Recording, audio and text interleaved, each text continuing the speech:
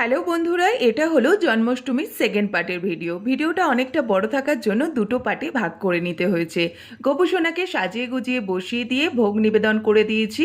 আর আজকের দিনে আমার মা কৃষ্ণের অষ্টোত্তর শতনাম পাঠ করে পুজো সম্পন্ন করে।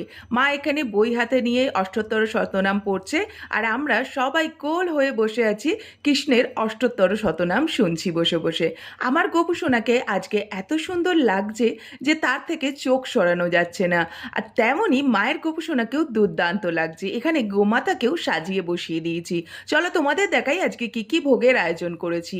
এখানে আছে ফল, এখানে আছে ছোলা বুট ভেজানো, আর আছে মালপোয়া, আছে লুচি, আছে চকলেট, এখানে আছে সুজির হালুয়া, আবারও রয়েছে এক থালা চকলেট, আছে নারকেল নাড়ু, এখানে আছে লাড্ডু, ছানার মিষ্টি, আর রয়েছে 5 রকমের ভাজা, আলু ভাজা, কলা ভাজা, পটল ভাজা, বেগুন ভাজা, ভেন্ডি ভাজা, আছে মাখন মিচড়ি, আর রয়েছে বেসনের বড়া।